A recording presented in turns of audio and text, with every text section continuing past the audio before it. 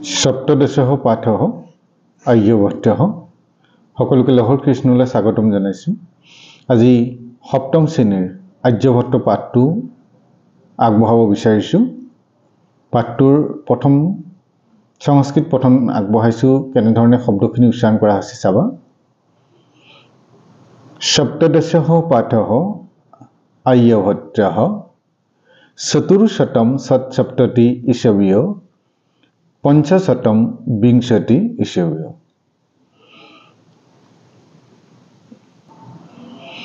को न जानति अस्मिन् जगतितले आर्यभट्टस्य नाम। एषः भारतस्य प्रसिद्धः गणितज्ञः महान् खगोलवेत्ता स आसीत्। अस्य महाभागस्य जन्म चतुर्शतम षट्सप्तति ईसवीये पाटलिपुत्र नामके नगरे अभवत्। वर्तुलाकारम् एषा धरणी सक्सेषु परिभ्रमति सूर्यस्य परिक्रमां च करोति इत्यस्य सिद्धान्तस्य जन्मदाता आर्यभट्टः एव। ग्रहणविषये सः वैज्ञानिकी विवेचनम् अकरोत्।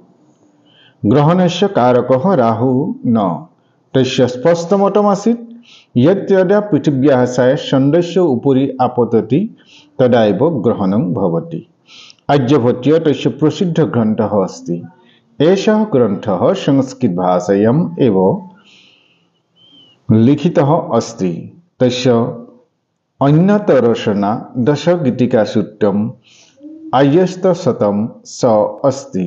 गणिते पाइ इति सङ्केतस्य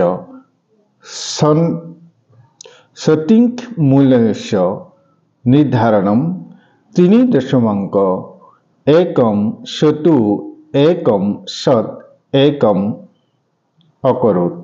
एषः महाभागः चन्द्रगुप्त विक्रमादित्यस्य सभारत्नेषु एकः आसीत्।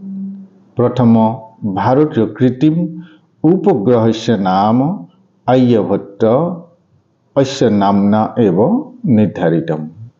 पुनः एबार অসমীয়া অনুবাদের সৈতে কৈছো, তোমালোকে আৰম্ভণিৰ পৰা চাবা।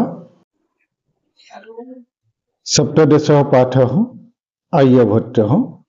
আৰ্যভট্ট 476 পৰা 520 খ্ৰীষ্টাব্দলৈকে এই সময়ছোৱা। को न जानति अस्मिन् जगतितले आर्यभट्टस्य नाम।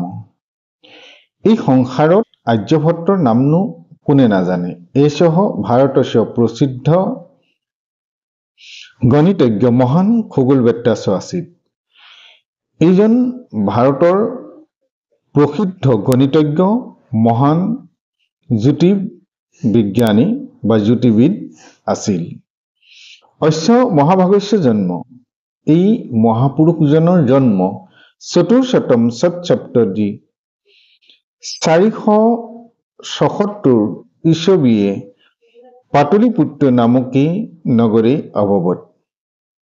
476 খ্ৰীষ্টাব্দৰ পাটলিপুত্ৰ নামৰ নগৰত হৈছিল।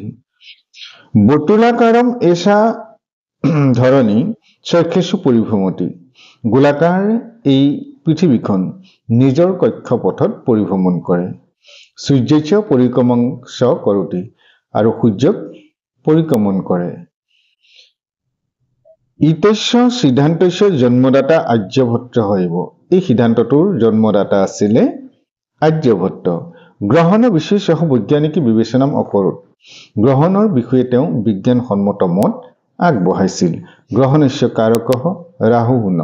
গ্ৰহণৰ কাৰণ ৰাহু নহয়। তস্য স্পষ্টমতম আছিল।